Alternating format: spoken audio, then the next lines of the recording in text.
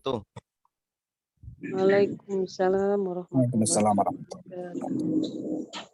Alhamdulillah wassalatu wassalamu ala Rasulillah wa ala alihi wa sahbihi wa man walah amma ba'du.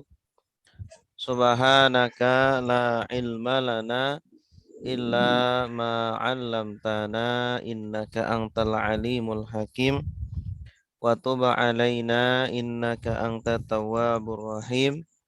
Rabbi shrah li sadri wa yassir li amri wahlul 'uqdatam min lisani yafqahu qawli.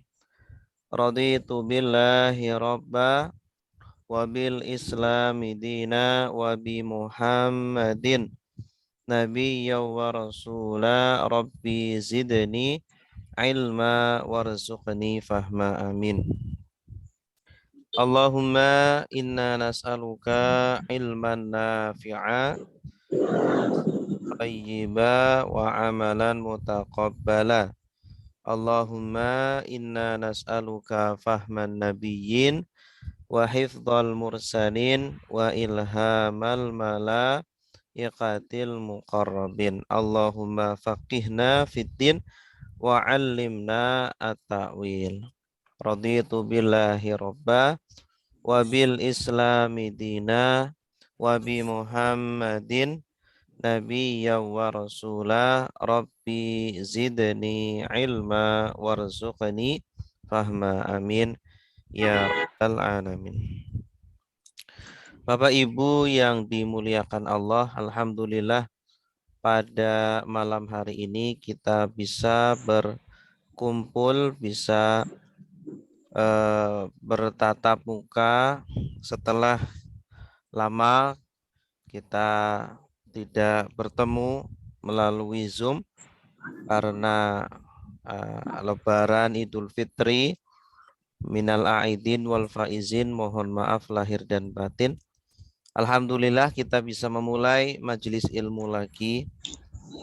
Ya, ini adalah majelis lanjutan yang biasanya kita lakukan di bulan Ramadan, yaitu mengkaji tentang sebuah kitab.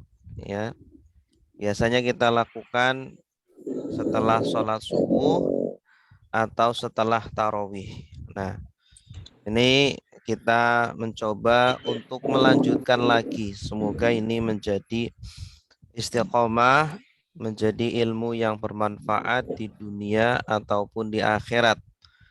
Ya, semoga kita semuanya diberikan oleh Allah ilmu yang bermanfaat. Amin ya rabbal alamin. Baik Bapak Ibu yang dimuliakan Allah, metode kita tentu sudah membaca sebagian dari kitab ini, kitab Al-Muqaddimah Al-Hadramiyah, ya, karangan Asy-Syaikh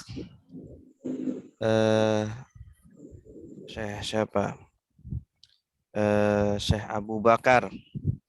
Nah, beliau ini, kita ini sudah membaca bab tentang puasa, kemudian juga bab tentang i'tikaf, karena berkaitan dengan puasa ya, kita membaca bab ini. Nah, kita akan mencoba membaca dari awal ya, dari bab toharoh. Nah, ini sangat penting sekali bagi setiap muslim untuk setidaknya menghatamkan, pernah menghatamkan satu kitab yang tipis lah. Ini tergolong kitab pemula, kitab yang tipis dari kitab fikih gitu, atau dari kitab tauhid akidah ya. Nah, coba kita tanya diri kita masing-masing, sudah pernahkah kita menghatamkan satu kitab tipis ya, membahas dari A sampai Z, dari mulai toharoh ya, kemudian sholat, puasa, zakat, haji, kemudian jual beli, kemudian pernikahan, dan seterusnya sampai akhir. Seharusnya kita sebagai seorang muslim sudah menghatamkan ya setidaknya satu kitab itu, agar dalam kehidupan sehari-hari kita Ya, kita ketika mendapati sebuah permasalahan, kita sudah tahu hukumnya, sehingga bisa menjauhi yang haram gitu. Baik, tanpa berpanjang lebar, langsung saja metode kita itu nanti ada salah satu yang membaca, kemudian diterjemahkan, kemudian akan kami jelaskan begitu ya. Nah, malam ini yang akan membaca siapa ini? Silakan Pak Gun. Pak Gunarso. Pak Gunarso, Pak. Ya, silakan Pak Gun. Baik, Ustaz. Bismillahirrahmanirrahim. Qala al-mu'allif rahimallahu taala wa nafa'ana Allahu bihi bi ulumihi fi dharaini. Amin. Bismillahirrahmanirrahim. Khutbatul kitabi. Alhamdulillahilladzi farada alaina ta'alluma syara'il Islam wa ma'rifata sahihil muamalati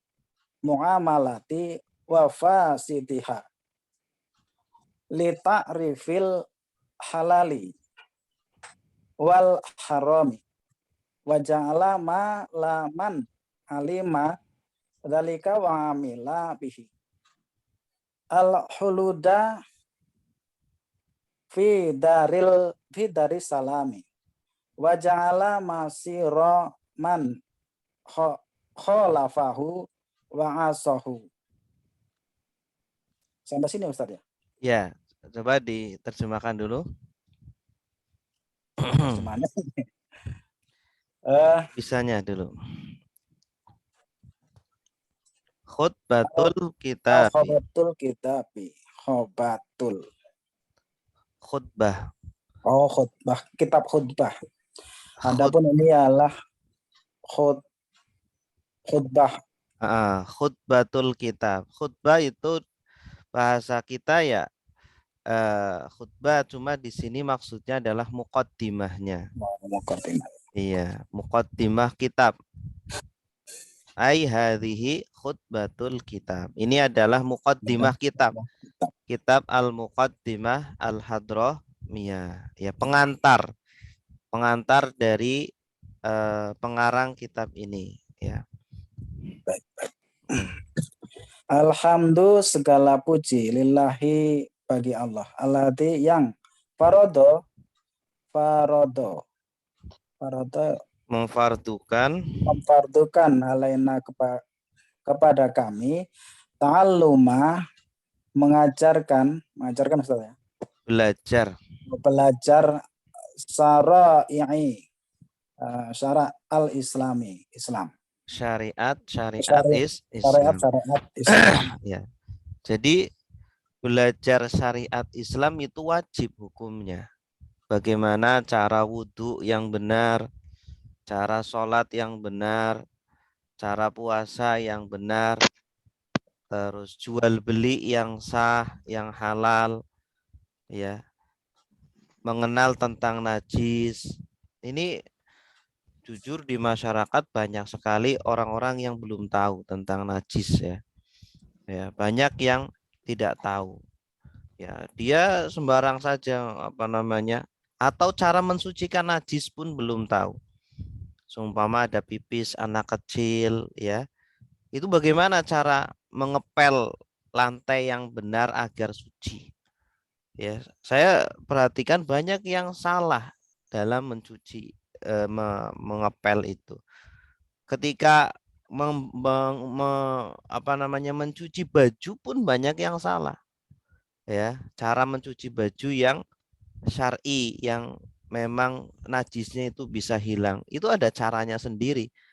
Ya, sesuai syariat Islam. Nah, coba kita tanya diri kita masing-masing, apakah cara mencuci baju kita itu sudah benar atau belum? Ya, kalau belum benar, wajib berarti kita untuk belajar ini tentang fikih ya, toharo. Kalau sudah pernah tapi masih salah, harus belajar lagi. Kalau belum pernah belajar, ya harus segera mungkin untuk memulai, jangan ditunda-tunda gitu ya. Memang kelemahan kita di Indonesia ini ya, pendidikan kita memang ya terbagi menjadi dua, ada yang madrasah, ada yang sekolah ya, sekolah umum, ada yang pesantren, ada yang tidak, sehingga yang mengetahui tentang ilmu keagamaan ya yang dia belajar agama gitu. Banyak ternyata anak-anak kita yang sama sekali tidak pernah mengenyam ya atau tidak pernah merasakan ilmu-ilmu agama. Kalau orang-orang dahulu mungkin orang tua kita ya setelah sekolah kemudian nanti sekolah Arab atau madrasah gitu ya, belajar fikih, belajar tauhid dan lain sebagainya, itu masih mending mendapatkan asupan-asupan ilmu agama. Nah, sekarang ya itu sangat sedikit sekali atau jarang sekali di masyarakat kita yang mendapatkan pemahaman tentang ilmu agama yang utuh ya. Kebanyakan di masjid-masjid pun tidak mengajarkan yang seperti ini secara detail. Belajar fikih dari A sampai Z secara terstruktur ya, secara lengkap, komprehensif, itu tidak, jarang yang mengajarkan seperti itu ya. Sebagaimana kita belajar di sekolah ada kurikulumnya ya, ada materinya, ada bukunya ya. Itu harusnya setiap dari umat Islam belajar tentang syariat agamanya agar ibadahnya sah ya, agar muamalatnya sah ya, agar dia bisa menghindari dari hal-hal yang haram gitu. Baik, selanjutnya Kian Ustaz ya. wa ma'rifata dan ma'rifat. Ma'rifat Ustaz. mengetahui Mengetahui sahnya al-mu'alamati muamalah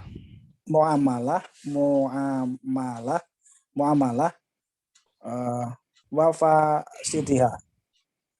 dan selanjutnya Dan agar belajar ya. Allah itu memfardukan kepada kita, selain memfardukan kepada kita belajar syariat Islam ya, juga Allah memfardukan kepada kita agar mengetahui, mengenal muamalah yang sah dan muamalah yang tidak sah ya, jual beli yang sah dan jual beli yang tidak sah. Atau banyak sekali sekarang itu kan sudah berkembang pesat ya, muamalah ya, baik yang sederhana ataupun yang jelimet gitu. Itu kita harus belajar bagaimana hukumnya tentang riba ya, tentang bank, tentang pajak dan lain sebagainya, agar kita bisa menghindari yang haram dan kita bisa mengambil yang halal begitu ya. Jadi kewajiban kita justru di sini ya, justru malah nanti banyak orang-orang yang menyibukkan hal yang lain, belajar yang lain, padahal ini yang harus diprioritaskan. Terus li ta'rifil halali. Ta'rif ini daftar Ustaz ya. Untuk daftar. Untuk mengetahui ta'rif sama seperti ma'rifat. Untuk mengetahui al-halali yang halal wal harami dan yang haram. Iya, agar mengetahui mana yang halal dan mana yang haram. Terus Wajala dan menjadikan malan harta man siapa ma'ala, tempat kembali man orang yang alim belajar dalika itu wa amila bihi dan mengerjakan dengannya. Amila ya, mengerjakan. Al-khuluda Apa Ustaz? Khulud, kekekalan. Kekekalan di dalam dari kampung al-assalami yang selamat. Iya, maksudnya surga. Surga. Ya. Allah akan menjadikan tempat kembali orang yang alima, orang yang sudah berilmu dan mengamalkan wa amila ya, mengamalkan ilmunya itu. Setelah kita sudah tahu syariat-syariat Islam dan kita mengamalkannya, maka Allah jadikan tempat kembali mereka adalah kekal di kampung surga, kampung keselamatan gitu. Itu konsekuensinya. Sunatullahnya seperti itu, ya. Allah jadikan dunia ini ya sebagai panggung, sebagai apa namanya? Sebagai tempat untuk kita beramal. Dan beramal itu harus berilmu dulu. Nah, maka syarat amal kita diterima oleh Allah, maka harus berilmu dulu agar nanti tempat kembali kita adalah kekal di surga. Dan sebaliknya, waja'ala terus Waja'ala dan menjadikan masir tempat kembali man orang yang khalafahu wa ngasohu. Apa ini? kholafa menyisihi, Oh, menyisi. wa'aso dan melanggarnya Wa'asohu dan melanggarnya. adalah darul Oh, darul intiqam, intiqam. kampung pembalasan. Nah, dan Allah menjadikan tempat kembali orang yang menyisihi syariat Allah, ya, melanggar, menentang, ya, baik itu karena dia tidak tahu ataupun karena tahu, ya. Kalau karena tahu lebih parah lagi. Nah, ini karena tidak tahu. Nah, tidak tahunya kenapa? Karena dia tidak mau belajar. Ya udah. Kalau dia tidak mau belajar, maka tidak ada alasan bagi dia nanti di hadapan Allah, ya. Makanya di dalam kitab Ihya Ulumuddin dijelaskan bahwa kebanyakan penduduk neraka adalah al-fuqara, orang-orang yang miskin. Maksudnya apa? Al-fuqara minal ilmi, orang-orang yang miskin dari ilmu, ya. Maksudnya mereka orang-orang yang bodoh. Jadi kebanyakan penduduk neraka adalah orang-orang yang bodoh. Kemudian mereka melakukan pelanggaran-pelanggaran di dunia. Nah, bodohnya kenapa? Karena dia atau mereka tidak mau belajar, ya. Tidak peduli dengan agamanya, tidak peduli dengan syariatnya, ya. Hidup cuma makan, ya, minum, tidur seperti binatang seperti itu. Nauzubillah min dzalik. Terus Wa asyhadu an la ilaha illallah wa la syarikalah. Al-mannu al-mannu al-mannu bin na'mil bin jisami. ni'ami al-jisam. Bin ni'amil jisami. Lanjut, Ustaz. Ya, artinya Wa asyhadu dan aku bersaksi an bahwa la tiada ilaha sesembahan illa kecuali Allah. Wahdahu semata wahdahu saja, dan semata la tiada syarika kesirikan sekutu. Syarik itu sekutu bagimu, baginya. sekutu baginya. Al-manu Yang memberi anugerah yang memberi anugerah bi ni'ami dengan nikmat al-jisam. dengan nikmat-nikmat. Ini jamaknya nikmatun, ni'am. Dengan nikmat-nikmat yang besar. Al-jisam itu yang besar. Iya. Ni'matun ni'am. Terus Wa asyhadu dan aku bersaksi anna bahwa sesungguhnya Muhammadan Nabi Muhammad abduhu hambanya wa rasuluhu dan utusannya al-mab'usu bahasa ya yang membangkitkan, yang diutus yang diutus rahmatan lil anam, sebagai rahmat untuk makhluk, untuk makhluknya, seluruh makhluk. Salat semoga bersolawat siapa Allah alaihi atasnya, wassalama dan berkirim salam ala dan atas alihi keluarga Nabi Muhammad, wa sahbihi dan sahabat dan sahabat Nabi al-bararati yang baik-baik, yang baik-baik al-kirami kan yang mulia-mulia. Karim, karim zamannya kirom. Al-bararah itu dari kata barro ya biru, ya artinya baik. Terus wa ba'du dan selanjutnya fahada maka ini muhtasarun ringkasan ringkasan la tiada Buddha adalah Buddha. la Buddha tidak boleh tidak La Buddha tidak boleh tidak atau likuli harus. La Buddha itu untuk artinya harus. oh ya harus ya. La Buddha harus likuli untuk setiap muslim orang muslim min dari ma'rifati mengetahui atau misalnya Mengetahuinya.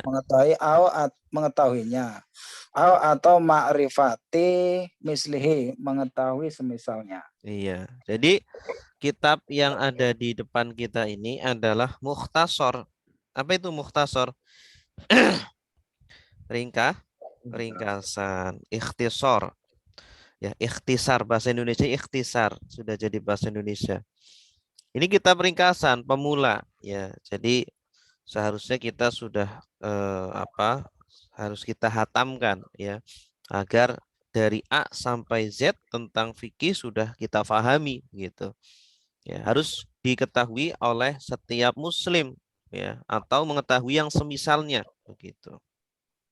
Ya, terus Fayata'ayyanu fayata'ayyanul ihtimamu bihi bihi wa isya'atuhu. Ini agak maka yata'ayyan wajib ain fardu ain. itu ain ya Ustaz. Fardu ain untuk memperhatikan. Ihtimam itu memperhatikan bihi dengannya wa isya'atuhu dan menyebarkannya. Ya, jadi tidak hanya dia mempelajari saja ya, dia juga harus mengajarkan atau menyebarkan agar semua kaum muslimin ya pun mendapatkan pemahaman-pemahaman yang ada di dalam kitab ini begitu. Makanya ini salah satu tanda-tanda hari kiamat adalah wayurfa'ul ilmu, dan ilmu akan diangkat ya. Makanya nanti itu semakin kesini zamannya itu kebodohan semakin parah. Orang dengan agama semakin asing ya. Makanya itu kan Idul Fitri kemarin itu kan sangat, waktu sholat Id itu kan sangat mengenaskan ya. Ada video yang beredar anak-anak muda sholat Idul Fitri nggak bisa ya. Sholat Idul Fitri kan pada rakaat pertama takbirnya berapa kali? 7 kali. 7 kali. Ini pun yang jawab cuma 1 ini. 7 kali. Kalau yang kedua berapa kali?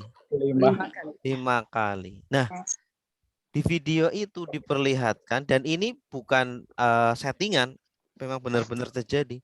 Ada anak-anak muda yang ketika takbir Idul Fitri ya, takbir kedua dia ruku. Takbir ketiga dia i'tidal. Takbir keempat dia sujud. Ya. Ya Allah, ini apa kiamat sudah semakin dekat ya. Ya, hal-hal yang sangat sangat istilahnya bukan permasalahan ya, belajar ini bukan sulit menurut saya lah, lebih sulit belajar matematika, belajar bahasa Inggris gitu ya, lebih sulit. Belajar masalah ini ilmu, kalau orang Jawa ngomong ilmu katon, ilmu gamblang, jelas banget ya, ilmu yang ya tidak perlu berpikir lama untuk bisa memahami ini, cukup amalkan saja. Tapi ya kita sudah semakin jauh, makanya ini salah satu tanda-tanda hari kiamat adalah wayurfa'ul ilmu. Ya, akan diangkatnya ilmu dan akan menyebar zina, akan menyebar kerusakan. Gitu. Makanya kita untuk melawan itu ya, tapi ya kiamat nggak bisa dilawan ya. Setidaknya kita memperbanyak majelis-majelis ilmu, mengurangi orang-orang yang bodoh tentang ilmu. Gitu. Baik, selanjutnya. As'alullah, maka aku bertanya kepada Allah, ya. Meminta. Maka aku meminta kepada Allah Al-Karim yang Maha Pemurah, bahwa yang nafa'a bihi, untuk memberi manfaat dengannya. Iya. Terus. Dan bahwa ya janganlah dia menjadikan jami semua lahu baginya. Jam'i, pengumpulanku. Maksudnya pengumpulan kitab ini, penyusunan kitab ini baginya, lahu bagi Allah, untuk Allah, kholison, ya ikhlas. Iya, lahu kepada kitab ini kholison, yang ikhlas, liwajihil karim. Liwajihil karim, untuk wajah Allah yang Maha Pemurah. Iya, maksudnya untuk cari mukanya Allah ya.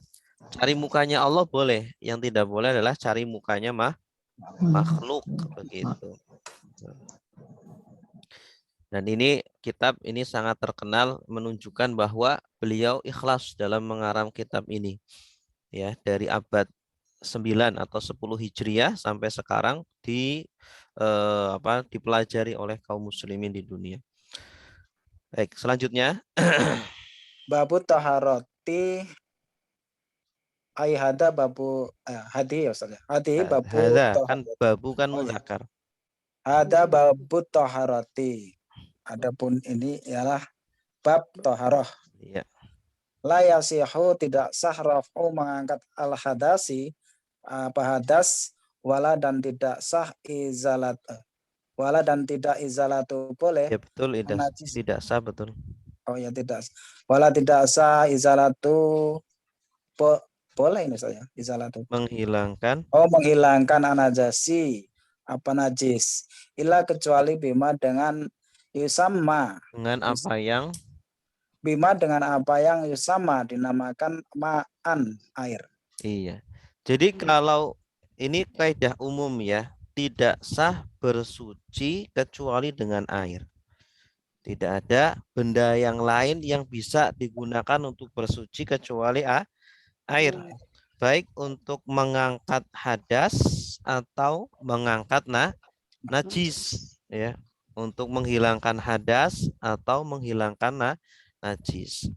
Hadas itu apa? Hadas itu sesuatu yang tidak terlihat yang menempel pada seseorang ya, yang tidak sah kecuali hadas itu harus diangkat dulu. Bagaimana cara mengangkatnya? Dengan cara berwudu ya, atau dengan cara mandi ya. Nah, atau dengan tayamum nanti. Tayamum ini rukhsah ya. Tapi hukum awalnya adalah dengan air begitu.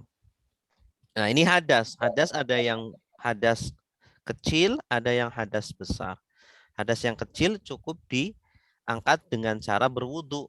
Adapun hadas besar, cara mengangkatnya atau cara menghilangkannya dengan cara mandi.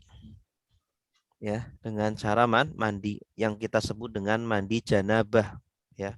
Harus dibasahi seluruh tubuh kita dari ujung kepala sampai ujung kaki. Nah, ini ilmu seperti ini pun ya ada juga yang tidak tahu begitu ya. Pernah dulu saya waktu di Duri Bu Yusro. Iya, Ya, Ustadz. ada Ustadz ceramah gitu kan, ceramah tentang mandi besar. Udah panjang-panjang dia ceramah. Ketika sesi pertanyaan, Bapak itu nanya, Pak Ustadz, mandi besar itu apa gitu kan? Ya Padahal Allah. anaknya udah 4 Bu. Anaknya udah Karena mandi besar nggak tahu. nggak ada ilmu, nggak mau belajar gitu ya Ustadz ya. Astagfirullah. Anaknya udah 4 lah, dia kalau Selama ini gimana? Masya Allah. Ya, ini Astagfirullah. baik. Untuk menghilangkan najis pun harus dengan air, tidak boleh dengan parfum ya. Parfum itu nggak menghilangkan najis ya, ataupun dengan dikeringkan itu nggak menghilangkan najis. Jadi kalau ada najis di lantai, terus dia kering sendiri, kemudian hilang apa gitu ya, itu najisnya sebenarnya masih ada, walaupun wujudnya udah nggak ada. Tapi dalam syariat itu dianggap masih ada. Ya, bagaimana hilang itu najis? Harus dibasuh, harus dibasuh dengan air gitu. Ya, dan airnya harus air yang mengalir begitu. Dan terangkat itu najisnya sehingga hilang 3 perkara, rasa, warna, dan baunya begitu. Dan ketika dibersihkan, dipel itu jangan di apa namanya di sembarang dipel sehingga menyebar kepada seluruh ruangan. Ada yang tidak tahu seperti itu sehingga apa? Dia ngepel udah asal ngepel aja, asal digosok-gosok, semua ruangan menjadi najis. Ya, seharusnya diangkat dulu itu najisnya, wilayah yang terkena najis itu dikasih air yang mengalir, kemudian diangkat. Ketika sudah suci itu tempat, silakan dipel ke tempat-tempat yang lainnya juga sehingga tidak menyebar najisnya. Gitu. Terus Fa'in maka jika taghayyara berubah ta'muhu baunya, au launuhu warnanya, au rihuhu warnanya. rih itu bau, launu itu warna. Kebalik ya.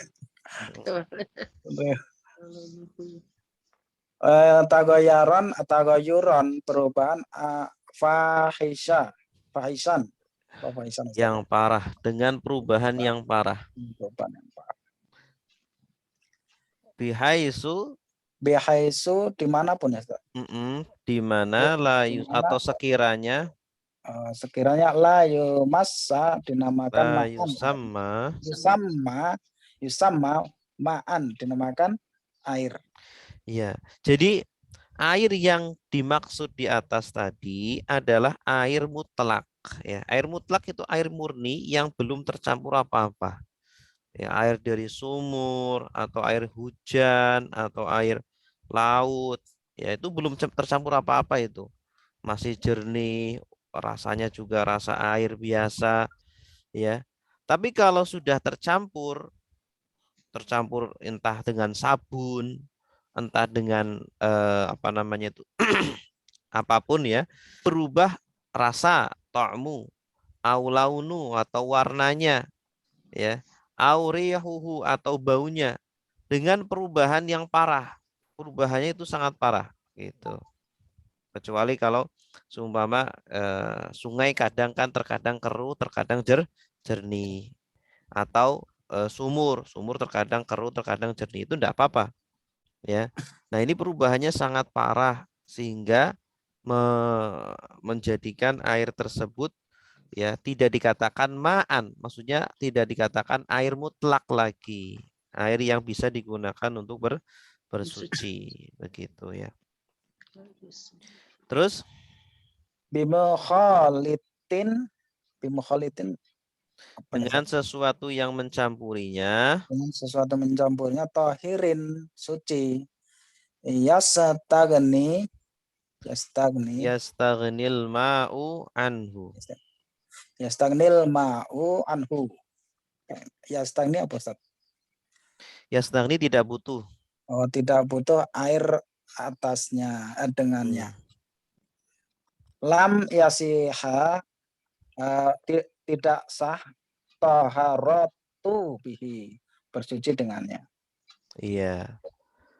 Jadi kalau air yang mutlak tadi bercampur dengan sesuatu yang suci ya, dengan najis kan udah pasti dia menjadi najis nanti. Air kalau bercampur dengan najis maka nanti menjadi najis ya. Kalau bercampur dengan yang suci bagaimana? Nah, dilihat kalau ternyata dia bercampur dengan yang suci dan tidak butuh dengan yang suci itu, contohnya sabun ya. Air kecampur dengan sabun terlalu banyak sehingga berubah itu airnya.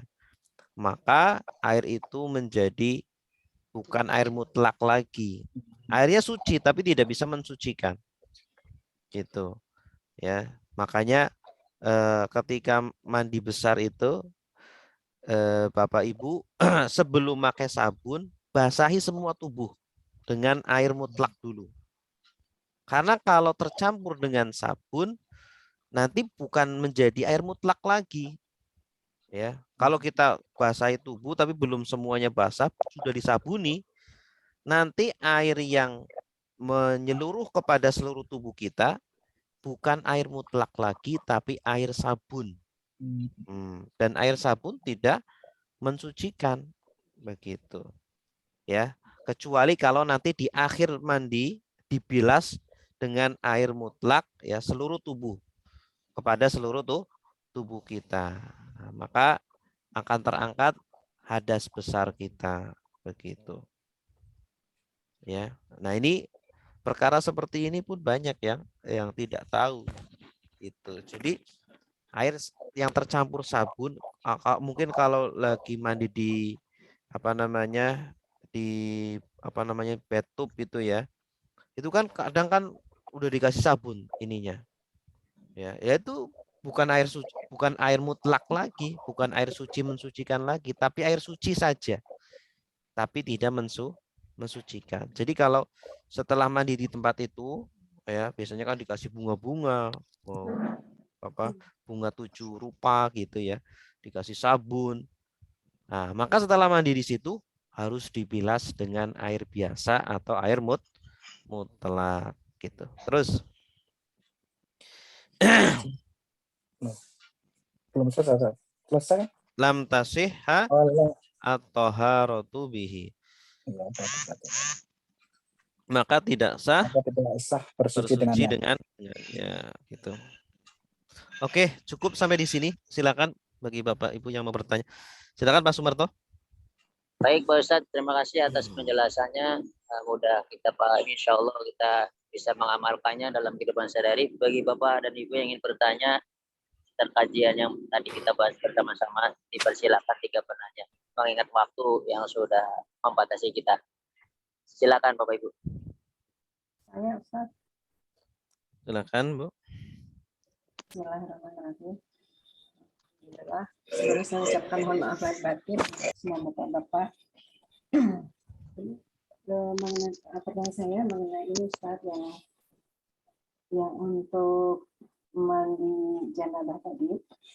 Memang kebiasaan pada umumnya kan pertama membasuh dari ujung rambut sampai ujung kaki, kemudian menggunakan sabun, kemudian membilasnya lagi.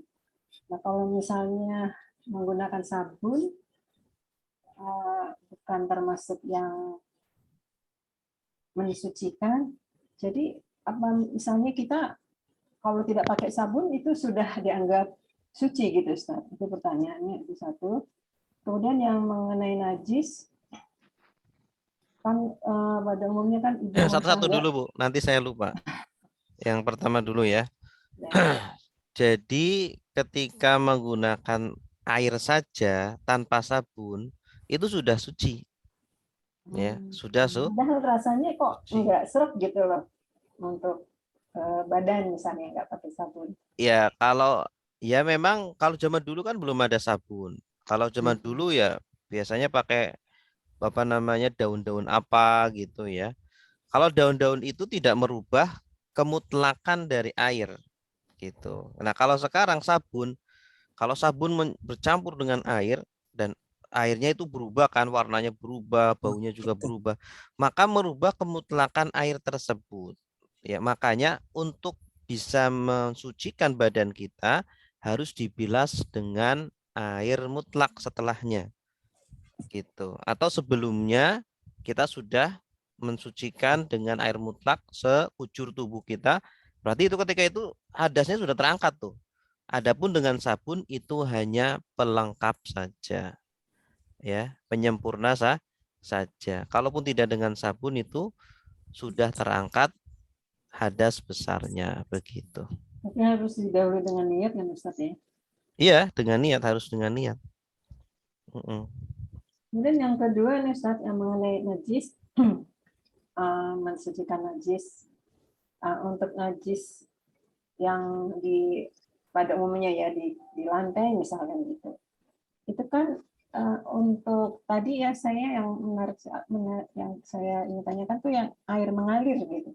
Jadi pada umumnya yang mengepel itu kan bukan air mengalir gitu, air di dalam ember misalnya dibersihkan dulu bagian yang area yang kena najis, kemudian dibuang lalu dibersihkan lagi kain pelnya, kemudian dibersihkan lagi begitu. Jadi kan itu bukan air mengalir Ustaz di situ.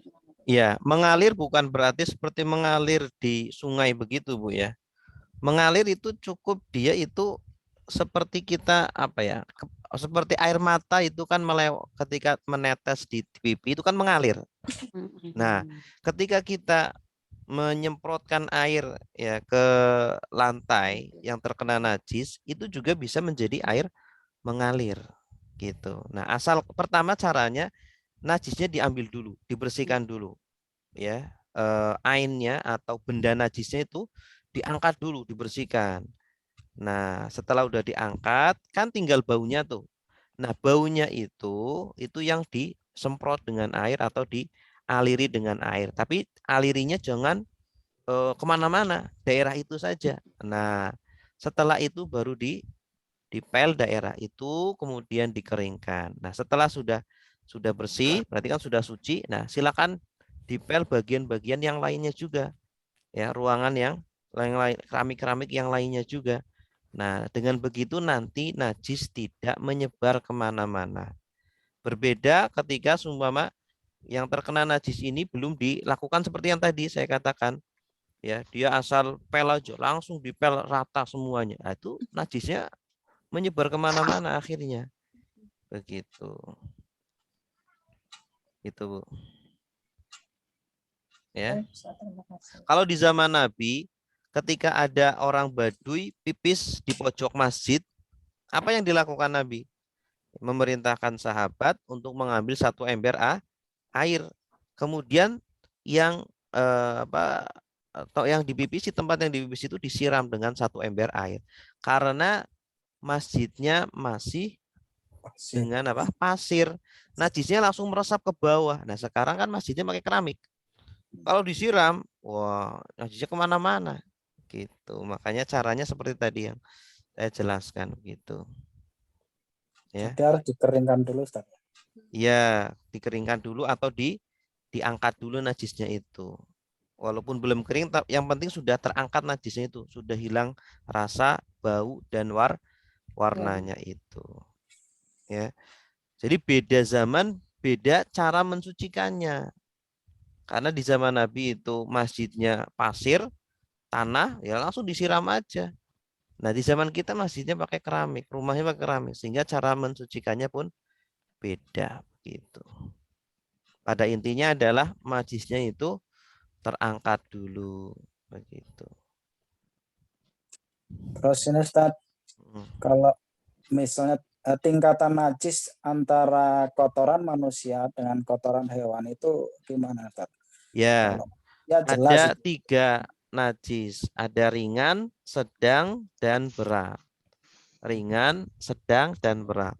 Kalau najis ringan adalah pipisnya anak bayi laki-laki yang belum makan apa-apa kecuali ASI dan usianya di bawah 2 tahun.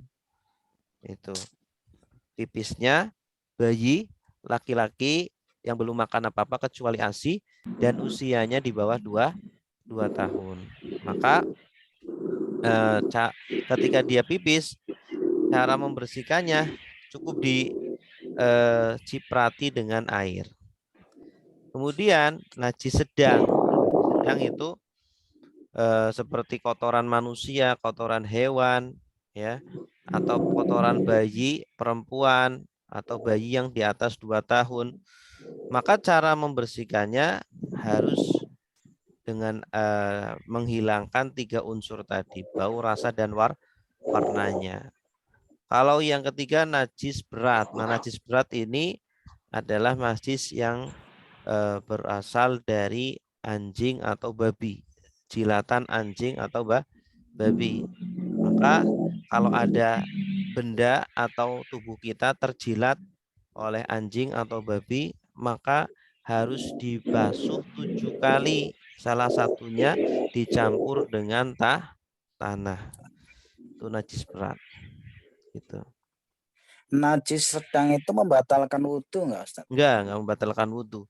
Kalau Jadi kita kalau wudhu misalnya masih dalam posisi wudhu ada tai cicak, apa tai ayam gitu terpegang nggak batal ya, cuma enggak. dihilangkan aja. Iya, cukup dibasuh aja, dicuci aja, maka tidak perlu wudhu lagi.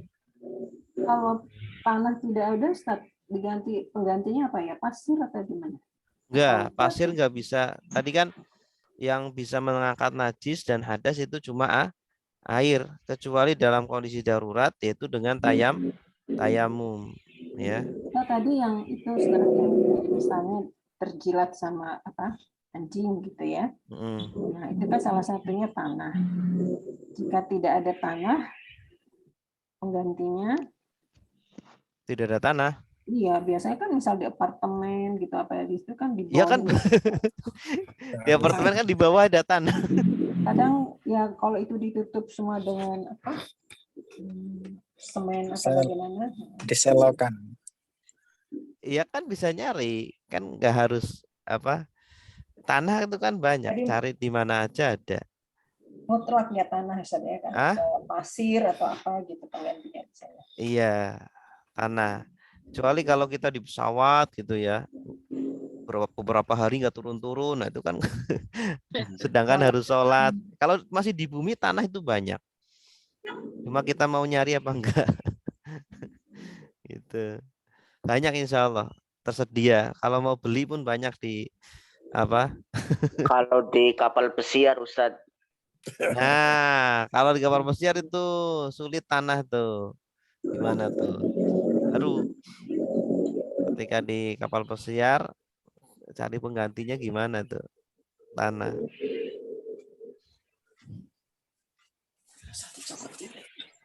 Ya kalau tidak ada ya udah cukup dibasuh aja itu. Darurat. Darurat. Darurat. Ya, ada lagi? Ini Ustaz mengenai mandi besar ini. Ini kan harusnya Pak Gun, seluruh tubuh. Ya, Pak Gun, waktu. oh ya, masih bisa nggak ini? Ya lanjut. Ayo, satu aja. Nah, mandinya kan seluruh badan. Nah, ini kadang kita terlena di legit-legit telinga ini, Ustaz. Nah, ini di dalam telik-legit yang bagian dalam ini bisa jadi ini nggak kena air, itu gimana itu?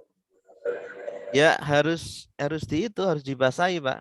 Bagian telinga luar atau dalam harus diperhatikan. Bahkan kuku-kuku ini harus diperhatikan. Oh Kadang iya, kan kuku panjang nih, iya. ada kotorannya sehingga air nggak masuk. Itu nggak sah itu. Ya, ini Ya, kadang-kadang yang terlewatkan. iya itu harus dibersihkan. Terus sela-sela kaki, sela-sela kuping, sela-sela semuanya harus basah. Begitu, tidak boleh kita anggap enteng, ya. Tidak boleh dianggap enteng, harus dibasahi semuanya. Tapi kalau rambut perempuan itu nggak perlu diurai, Ustaznya.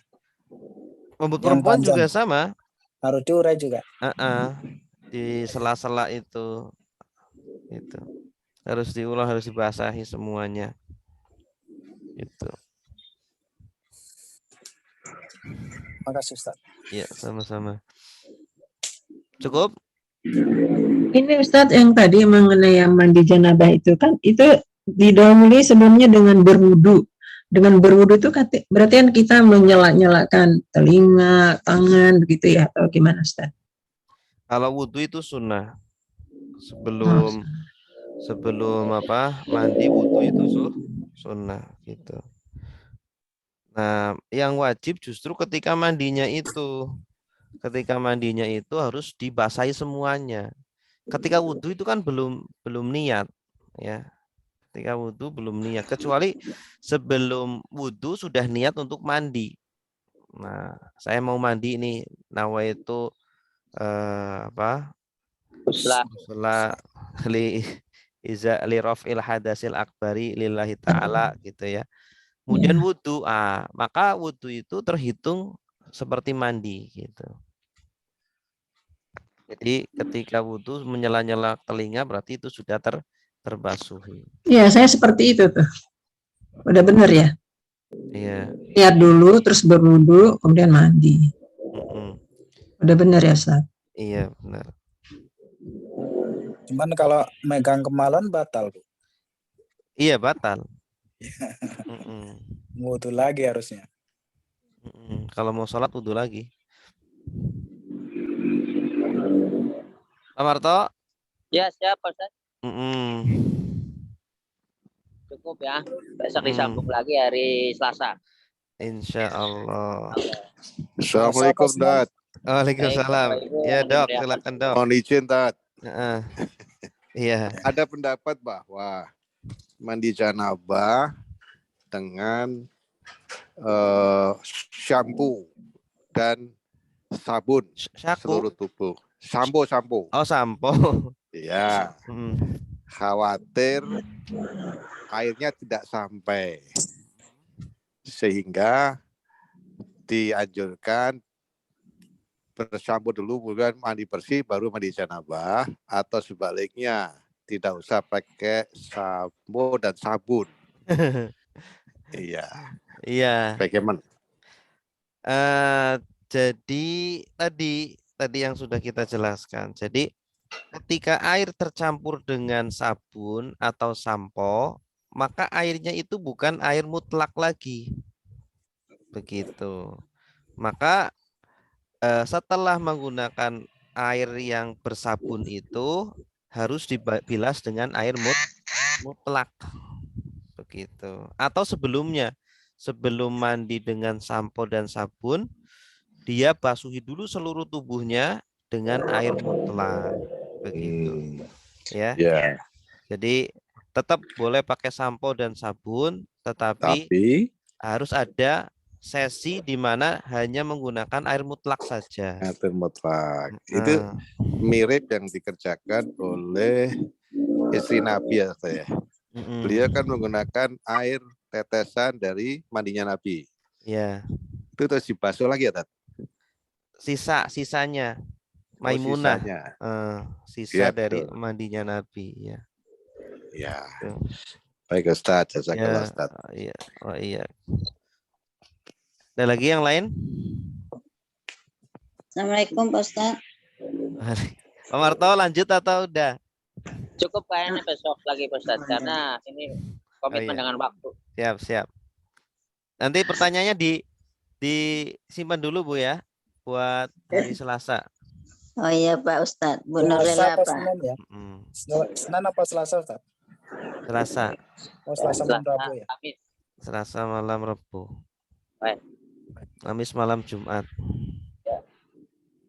Baik Bapak Ibu yang dimuliakan Allah, kiranya untuk moderator mohon maaf sekali waktu yang membatasi kita dalam kajian fikih malam hari ini. Semoga apa yang kita pelajari menjadikan ilmu yang manfaat di dunia hingga akhirat, dan kita dimampukan oleh Allah untuk mengamalkannya dalam kehidupan sehari-hari. Amin ya robbal Amin alamin. ya Rabbal Amin. alamin. Mari kita tutup kajian malam hari ini dengan membaca doa kafaratul majelis bersama-sama. Bismillahirrahmanirrahim. Subhanallah wa bihamdika Asyhadu an la ilaha illallah. astaghfiruka wa atubu ilaik. Assalamualaikum.